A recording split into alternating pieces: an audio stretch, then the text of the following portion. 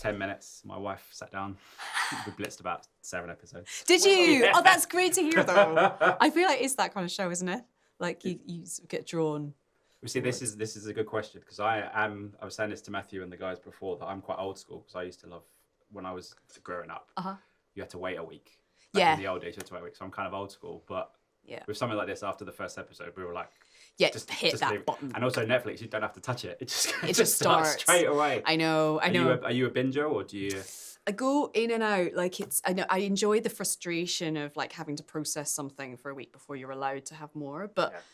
It's fun because also like I feel like series because of streaming have evolved to be quite like almost like a film. You kind of do want to watch treat sort of 3 episodes of a show like a film or something, you know, so you kind of like I like to watch in pockets, like 2 episodes at a time, maybe 3. But once you go over a certain amount, it's like then you fear losing the details, and then you're like, oh, I don't want to go back. Yeah. You start your brain literally starts to be like, stop, just filling me with content. It's one of those shows as well. You need to listen. You can't just like have it on in the background. Yeah, you have to pay attention, and I think that's important. You know, and as we should in a way, like pay attention to what we're watching. But yeah, it's not a kind of do your laundry at the same time thing, which is good. Let's talk about Merritt as much as we can because. Even though there's a lot of things to unpack that we can't quite unpack. But tell me about for you as an actor reading that first script, because watching it, your brain is honing in on certain things and everything else, and all of a sudden it just dovetails. You're okay, and then that leads into wanting to watch more. So I wondered what that process is for you when you're reading it, whether you read it all in one go or whether that first episode kind of. Yeah, we didn't have so I read I think the first 2. And then the scripts kind of arrived as we were shooting. And so I didn't entirely know where it was going. I had read the book, so I had some understanding, but you know, this show deviates a lot from that. So I had some knowledge of where we might be going. And I had obviously done certain research in preparation for the most extreme aspect of what I have to portray. But I hadn't sort of like, I didn't know where the show, how it was all going to fit together. And in terms of like who is absolutely responsible for what's happening and all of that, I didn't know that when I started necessarily which kind of character was going to be in that. So there was some things I did know, but a lot that I didn't, which is kind of nice because as an actor you don't feel too loyal to one that you just have to play everything for broke and offer up everything you can, and trust that it will be the choices will be taken that work. Yeah, that's kind of refreshing to hear as an audience, because when you make a film, here's the finite thing, beginning, middle, end, and all that kind of stuff. Where with this, when you meet Merritt for the first time, you have assumptions about her and all the things and everything else, and then it kind of takes a while to unravel. And it's kind of nice to hear that you had to kind of unravel it yourself as absolutely. well. Keeps you on your toes. Yeah, it really does. It really does. And kind of she's a really fascinating person to play, and like her struggles were hard to portray. You had to kind of I had to work for my keep. So it was a lot, but it was very exciting to work in that way. What was it about her in those first 2 scripts that you read then that kind of was the character that you were just like, there's a lot here to deal with? I was super fascinated by the relationship, her home life, and like what she has curated around herself and her behavior towards other people. Did the classic thing of like, what do people say about my character in this show? And there was so much that's said about her. And then her home life, like that house that she has, and her brother, and this housekeeper played amazingly by Shirley Henderson. And that dynamic was so interesting and strange. And like there was a lot in that was sort of to unpick and work out like what this person is about, because that's her and her intimate home space. So how she's guarding things is like tells us a lot about her. But she's always keeping things back, and so like finding when she lets something out was really like a delicate process when I was inhabiting her in that world. But then obviously in the latter, once what happens, it's sort of like there's nowhere for her to hide. And so that, how does this person like, kind of explode in whatever way they will in terms of the duress they're under. Yeah. And what type of, that type of solitary situation, how that would erode her sense of self is actually remarkable that she retains under the circumstances that she does. And I was like, this is an incredibly strong person who won't buckle, actually.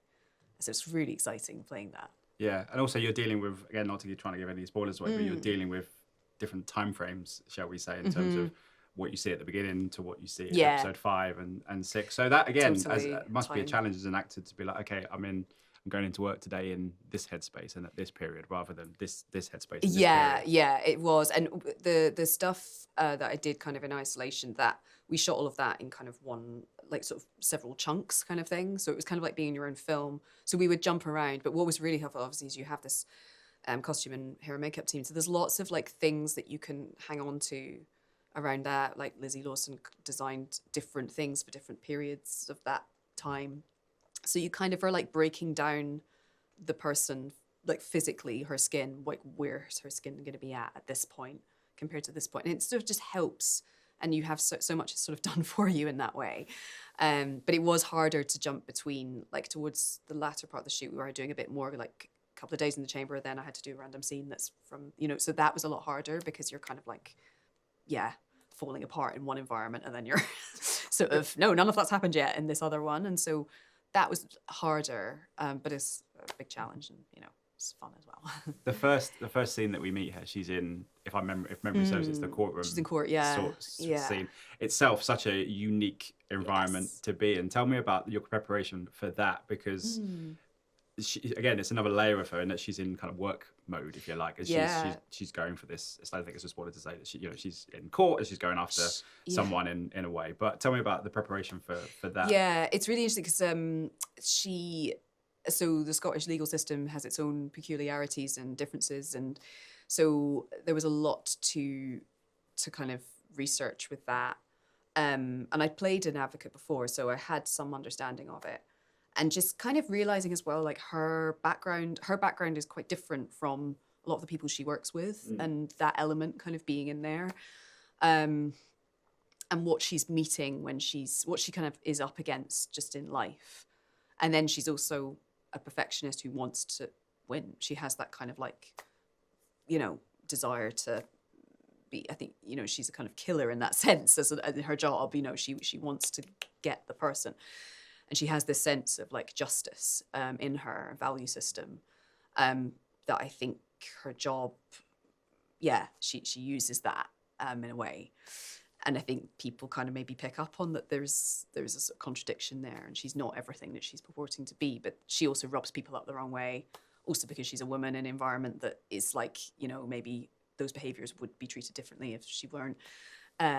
So she's kind of it's just really interesting that she's assimilated a lot into a system that wasn't built to accommodate her, I suppose, and so it's quite fun, and it's just really interesting doing all the history of in those buildings and the court, and a family member of mine works in that in the Law Society there, so I had to you kind of absorb a certain amount and all the little traditions that are still there in that system.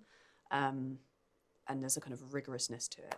So I enjoyed that research a lot. And there's some great shows, like the Murder Trial series, that is so rich, and it's this is all there. So I loved watching those, because I love documentaries anyway. So yeah, I watched a lot of that. So that was really rich to explore. It's always fun as well seeing a character when they have that moment where they get into a taxi and they're just I don't care what, just drive. Yeah, just fucking tip me out. Yeah, exactly. The edifice kind of falls away. And the duress she's under, and that thing of experiencing harassment in that way, and going can I actually deal with this? It's probably started in one way, and then it's kind of getting scarier and scarier, but it's all got to just be repressed, and it's a lot, Yeah. It's one of those shows as well, as you say, because of the spoilers and everything. I just wonder, just as a final question, your kind of the relief and the different conversations you'll get to have at the end, because it's about unpacking the puzzle and all that kind of stuff. When you get to that point and you get to discuss it properly, I bet that must be something you're looking forward to. Yeah, definitely. When people actually just know what I'm talking about. People are like, well, she keeps banging on about how intense it was. It's like, and this is why. It will feel cathartic in a way. Yes, but probably not as cathartic as it felt for her to. Yeah. Yeah, I've only got a couple episodes left, so I plan this week is going to be watching the end and just being like, oh my God, we get to kind of fun. Yeah. And then for you as an actor, you get to be like, oh my God, I can finally talk about it. And exactly, I can finally, all the stuff around it. But it's definitely, it's a really amazing show and lots of twists and turns. And I can't wait for people to see it. Neither can I, because it's so good. Thank you so much for your time. It's been an absolute pleasure. Thank you. So much. Ladies and gentlemen, you're watching Hey You Guys. Hey, you guys. Hey, you guys. Hey, that's what they all say. Hey, you guys. Hey, you guys.